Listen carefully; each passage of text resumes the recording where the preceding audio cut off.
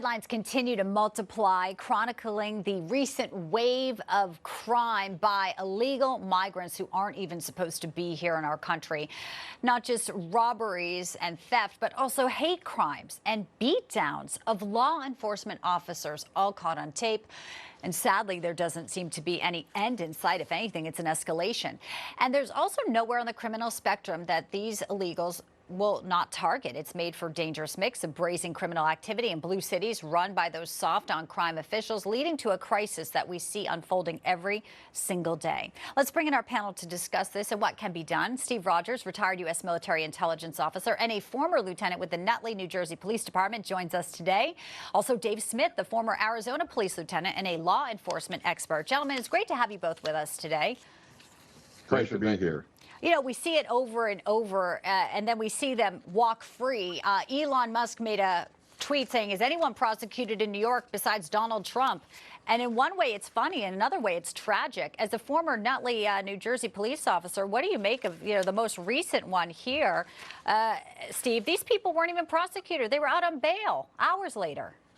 Well, look, there's 3 points that need to be made that could solve this problem. Number one, you get law enforcement and even our troops, if you have to the border. And as soon as they get on U.S. soil, arrest them and send them back. Number two, stop all foreign aid to Mexico until they get serious about this. We haven't heard a thing from the Mexican president regarding the thousands crossing his border. And number three, with regard to what we see on that screen right now, look at the police. They are not allowed to use chokeholds. They are not allowed to use armholes. They are not allowed to push back. Mayor Eric Adams needs to resign or be removed immediately by his city council. It is as simple as that. Give the cops the tools they need to do their job, and this will end very quickly. It all sounds logical, something I guess this administration is not. But now Americans are at risk. Dave, you're at the border. You know it firsthand in your own backyard. Oh, yeah, this is exactly, Steve's exactly right. There's only ever been one proven way to reduce crime. That's called punishment. That actually does reduce crime. Now, let's look at these immigrants, because we get them down here in southern Arizona constantly. The majority of them are young males. Now, when you look at criminal profiles, that is the cross-section of the population that always leads in crime. These are unvetted people from all around the world now. And their value base is different than ours, how they look, respecting to a system, how they react to their authorities. Our society raises our children to be a certain way. These people were not raised with those social interaction skills.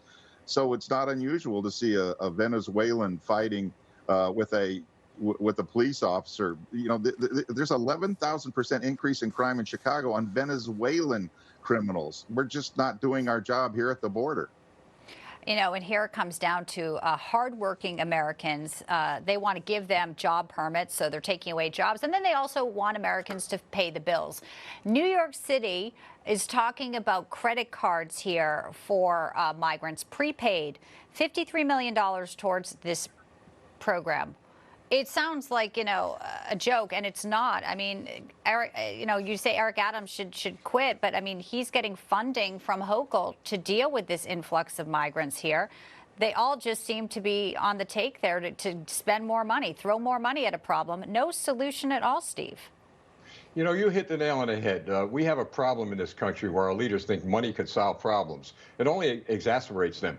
This is the part where the people of New York State and New York City have to get involved and throw these people out of office. They think they're entitled to be there. My goodness, look at what they're doing to that city, and that's spreading across the country. So we have a democracy. Get involved, folks. Get involved and put people in office that are going to protect you and not someone else who's coming to harm you. Right. It's Eric Adams was walking around. He got slammed for wearing this Fendi scarf that was $800. I mean, he thinks it's a fashion show where his city is falling apart. Brandon Johnson's not much better there, though, Roger.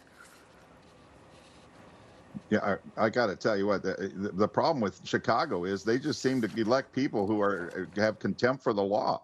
And this is one of the problems that we see. Our politicians are simply turning this whole immigration thing into a grift. Yesterday, I was attending a Board of Supervisors meeting and looking at the budgets for the Catholic charities.